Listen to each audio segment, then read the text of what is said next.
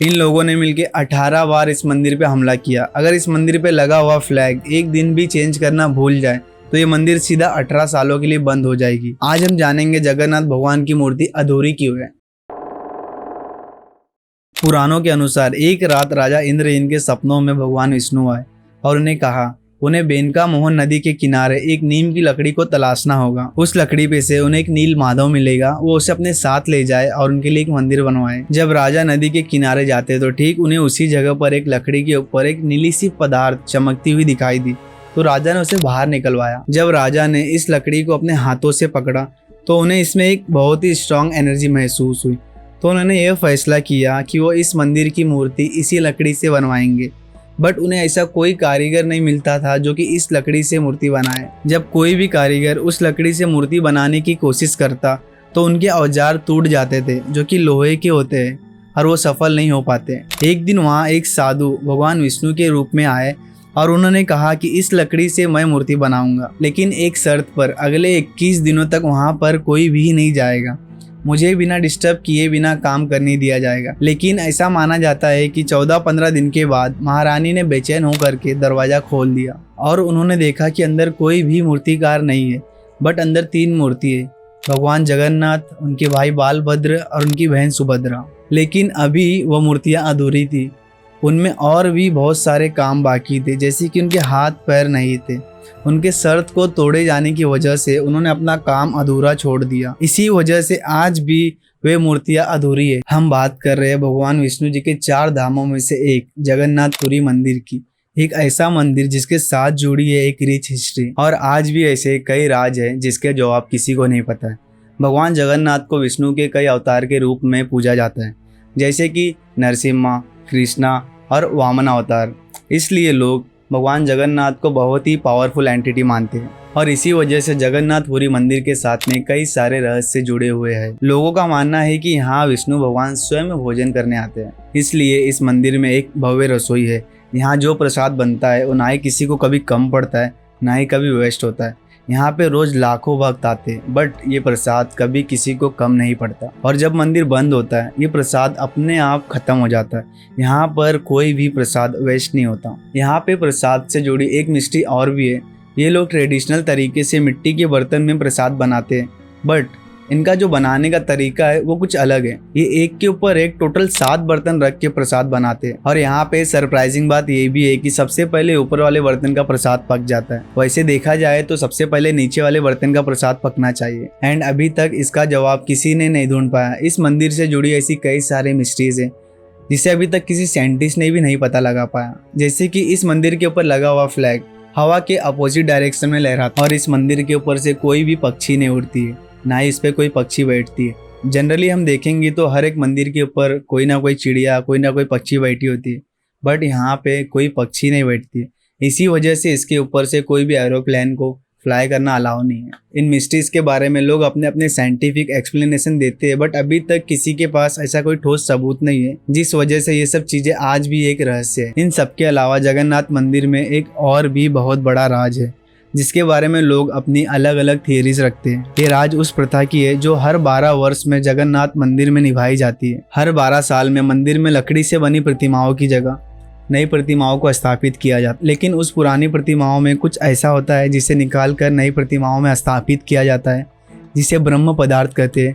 ये रिचुअल इतना सीक्रेट होता है, इसे बरकरार रखने के लिए कई ठोस कदम उठाने पड़ते हैं। हर 12 साल में जब ब्रह्म पदार्थ को दूसरे स्तंभ में स्थापित किया जाता है तो पूरी शहर की इलेक्ट्रिसिटी कट करवा दी जाती है, पूरे शहर में अंधेरा करवा दिया जाता है ताकि इस रिचुअल को कोई देख ना। और पूरे मंदिर को सीआरपीएफ अपने कमांड में ले लेती है।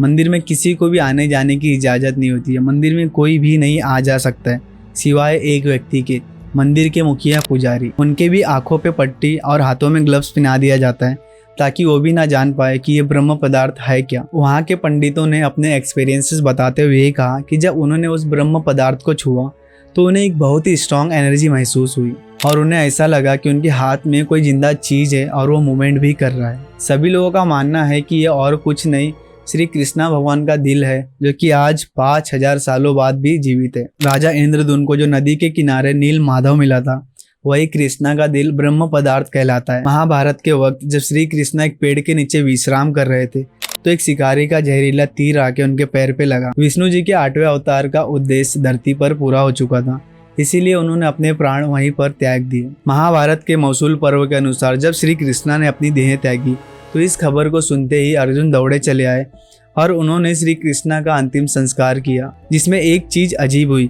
उनके शरीर के अलग अलग हिस्से प्रकृति के पास तत्वों में मिल गए, लेकिन उनका दिल बच गया जो कि अभी भी धड़क रहा था। फिर अर्जुन ने उस दिल को एक लकड़ी से बांधकर एक नदी में बहा दिया और वही दिल नील माधव के रूप में राजा इंद्रदून को मिला। इसी वजह से लोगों का मानना है कि भगवान जगन्नाथ की प्रतिमा आज भी जीवित है, क्योंकि इसमें कृष्णा भगवान का दिल है। और मंदिर से जुड़ी जितनी भी मिस्ट्रीज है उसकी वजह यही है। जैसे कि मंदिर के ऊपर लगे हुए झंडे को एक दिन भी चेंज नहीं किया तो ये मंदिर अगले 18 सालों के लिए बंद हो जाएगा। और ये मंदिर बहुत बड़ा है, बट कभी भी इसकी परछाई जमीन पर नहीं पड़ती। और भी कई सारे रहस्य, but famous archaeologist Praveen Mohan इस कहानी को साइंस से समझाते हैं। उनका कहना है कि श्री कृष्ण इंसान नहीं बल्कि परमात्मा थे।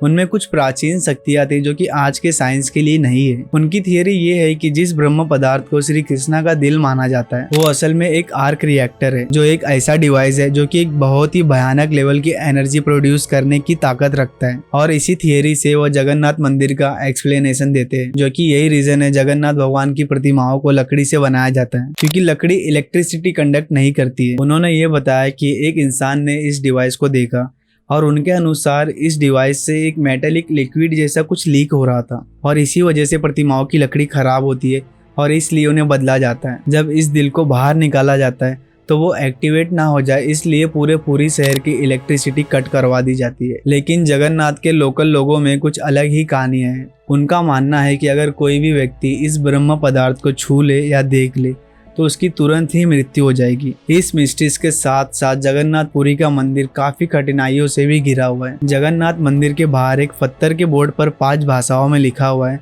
कि इस मंदिर में सिर्फ सनातनी और हिंदू ही प्रवेश कर सकते हैं और इस रूल्स को बहुत ही सख्ती से फॉलो किया जाता है, चाहे वो कितना भी बड़ा इंसान क्यों ना हो। इंदिरा गांधी, रविंद्रनाथ टैगोर, डॉक्टर बाबा साहब अम्बेडकर और महात्मा गांधी, इन सभी को भी इस मंदिर में कदम नहीं रखने दिया, क्योंकि ये जिनके साथ आए थे वो हिंदू नहीं थे। इन सब के पीछे भी एक रीजन है। जगन्नाथ मंदिर के पीछे की कहानी बहुत ही लंबी और बहुत ही कठिन है। ये मंदिर हमेशा हमलों का शिकार होता रहा है। फिरोज शाह तुगलक, इस्माइल गाजी, मुकर्रम खान और औरंगजेब जैसे मुगल इन्वाइडर्स इस मंदिर को तोड़ा, लूटा, भगवान की प्रतिमाओं को लूटा, जिस वजह से कई बार उन्हें दूसरे मंदिरों में ले जाकर के छुपा दिया जाता या सालों तक जमीन में गाड़ दिया जाता। कहा जाता है जब उड़ीसा पर एक शैतानी राजा ने हमला किया और अपना राज जमाया तब वो जगन्नाथ मंदिर को तबाह करना चाहता था। इसी वजह से जगन्नाथ भगवान की प्रतिमाओं को सोनापुर के एक गुफा में जाकर दफना दिया गया था। 140 साल इन प्रतिमाओं को अपने घर से,